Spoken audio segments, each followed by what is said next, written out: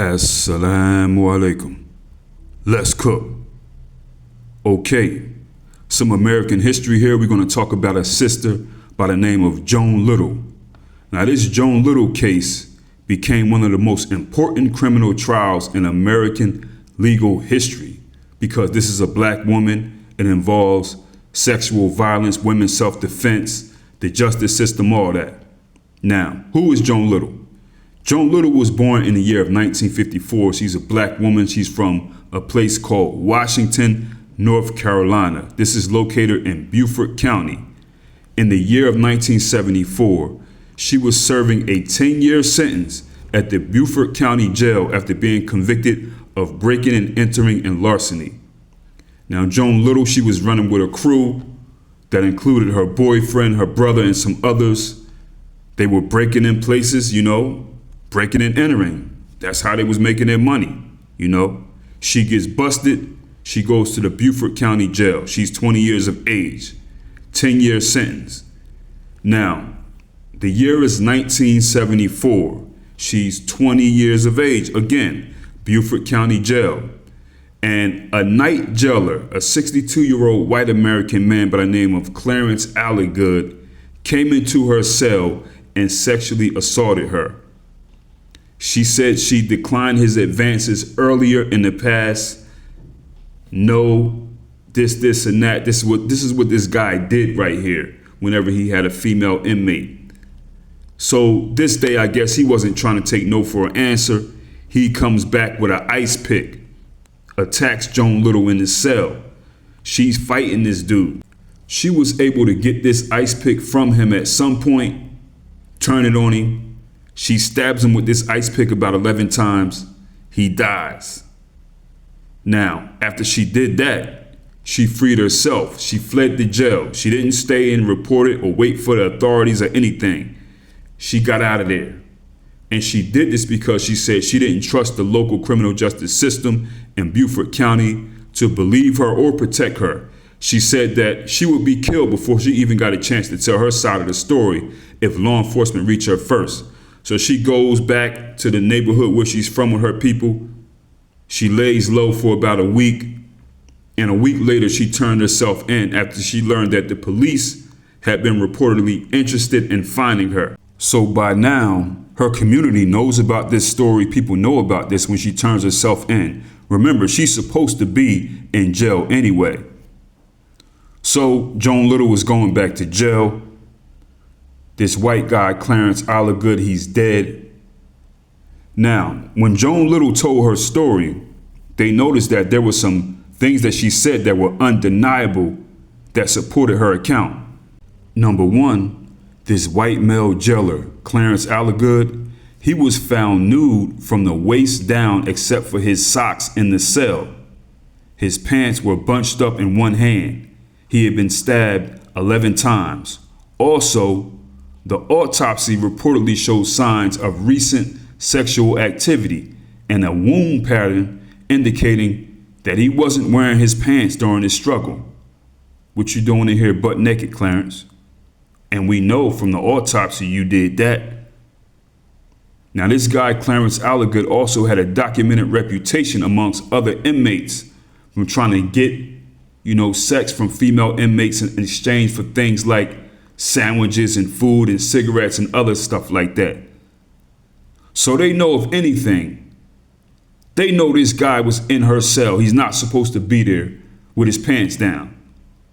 And they know what he did from the autopsy. Clear evidence. Now, a question is, did it happen before or after? Did Joan Little, did she go through with it and then hit him up? Or catch him when he was lazy, you know what I mean? And then hit him up? Like, how did it go?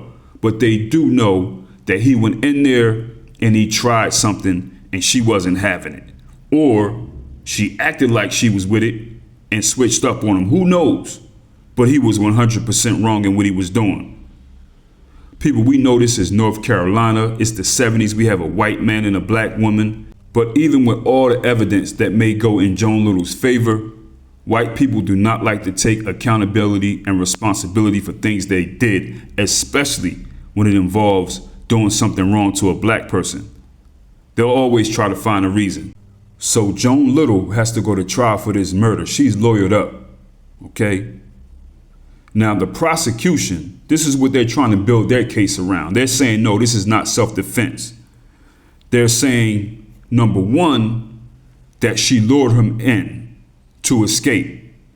Now the state was saying that Joan Little planned this whole thing as an escape, not self-defense, and that she lured Clarence Alligood into her cell with the promise of sex. Then she killed them specifically so she could flee to jail.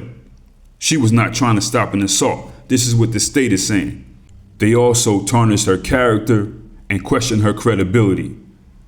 The prosecution said that she was a promiscuous woman, a calculating woman. She's not a victim. She used sex to manipulate this man and bring him in and then attack him.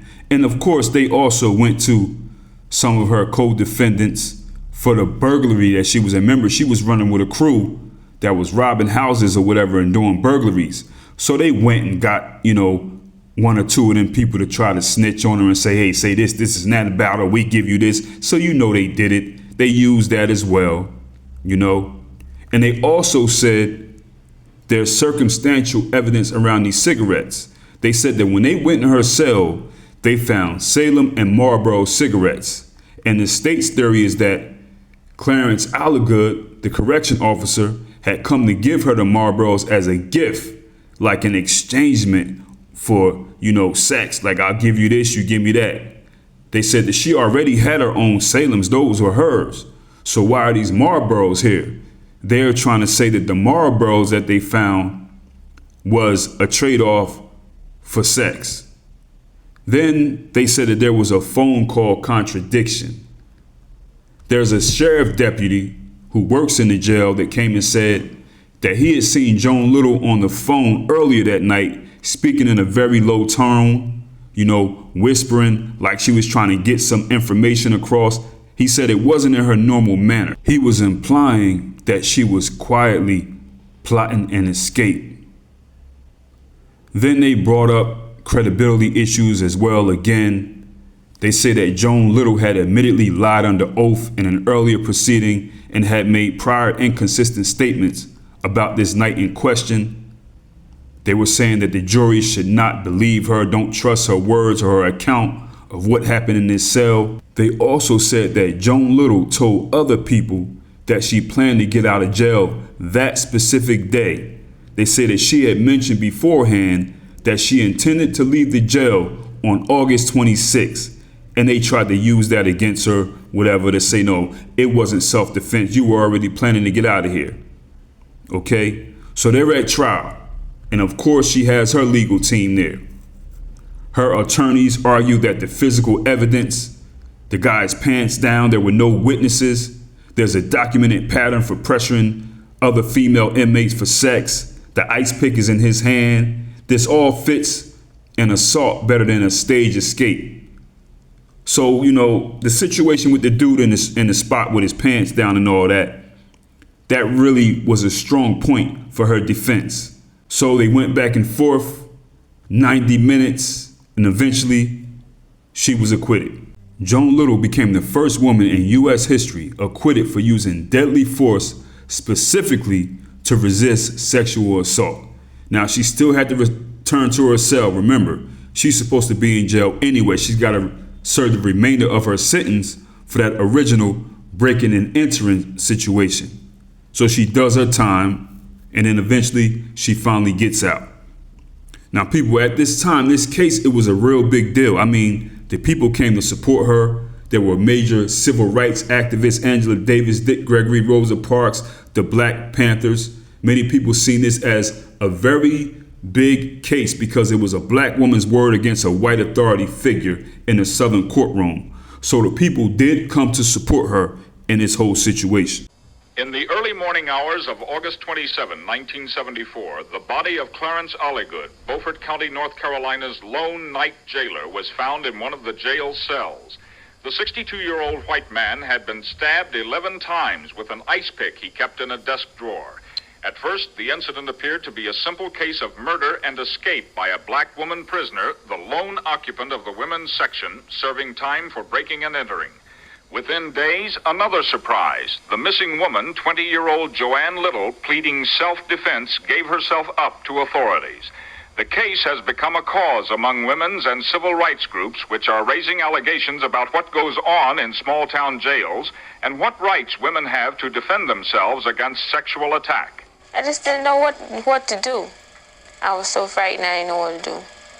So I can't even explain how I felt in that, because it's even now it's unexplainable. You know, you wouldn't even be able to understand it, you know, until you're in my position. And the matter of running away from the jail came from what kind of feelings within you? Knowing that, I just can't explain it. Knowing the people there and how they are, there's no way of telling how they would have reacted. There's no way of telling whether I would have even been able to be sitting here now telling you what happened. There's no way of even telling you where I would have even been able to get a trial. It took the jury an hour and 18 minutes to reach the verdict. The jury members had three choices: guilty of second-degree murder, guilty of manslaughter, or not guilty. Jury foreman, 26-year-old Mark Nielsen, a stereo record shop operator, stood at attention to answer the court clerk's question: have you agreed upon your verdict? Nielsen: we find the defendant, Joan Little, not guilty. Miss Little's head tilted back slightly, her eyes closed, then came the tears and a smile. Her victory was somewhat marred when Judge Hamilton Hobgood, recalling earlier heated courtroom exchanges with Chief Defense Attorney Jerry Paul, sentenced him to 14 days in jail for contempt of court. Chief Prosecutor William Griffin declined to comment on the verdict, but said that the case had to be tried in order to preserve the integrity of the system. The jurors said they did not believe the state had proved its case. We cleared our minds completely of anything that we felt that could keep us from getting to a unanimous verdict, and on the first vote we all decided. The state really hadn't shown us enough evidence. Miss Little, a symbol among women's and civil rights groups, talked about the verdict. I didn't think that the jury was going to come back as quickly as they did. When they came back, all I could do is, try to black out everything and just sit really stiff. And when he said yes, they had a verdict, and when he said not guilty, I just threw my head back and just, tears just came down because I was so happy that, I would never have to go to bed, thinking, well, I wonder what they're going to do, and with a lot of things hanging over here. And I feel good that I have my freedom. Joan Little did her time. She was eventually released in the year of 1979, and it looks like she went north, New York, New Jersey area, which was smart. That makes sense to get out of North Carolina. Now, when she was up north in New York and New Jersey, she had more brushes with the law, okay? In the year of 1981, Joan Little was shot in New York, but later recovered from her injuries. A month before she was shot, she found a message on the mirror in her Brooklyn apartment that said, "Death to Joan."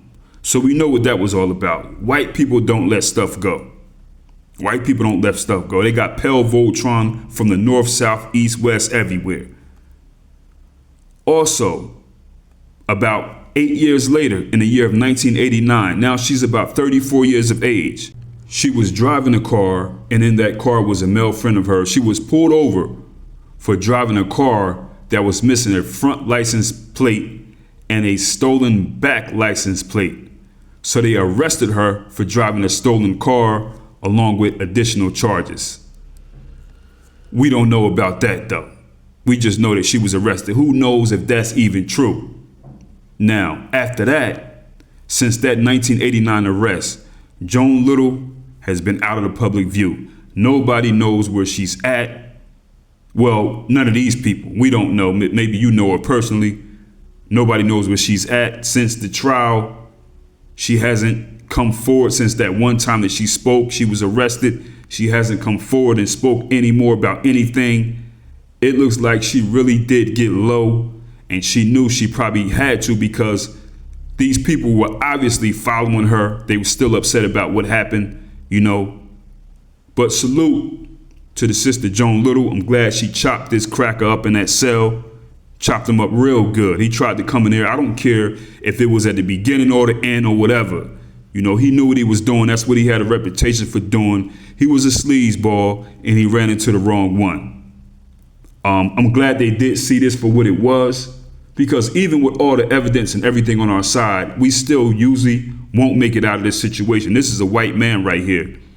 But I'm glad she did. Maybe it could have been due to a lot of the attention from the civil rights movement and other people like that, but who knows?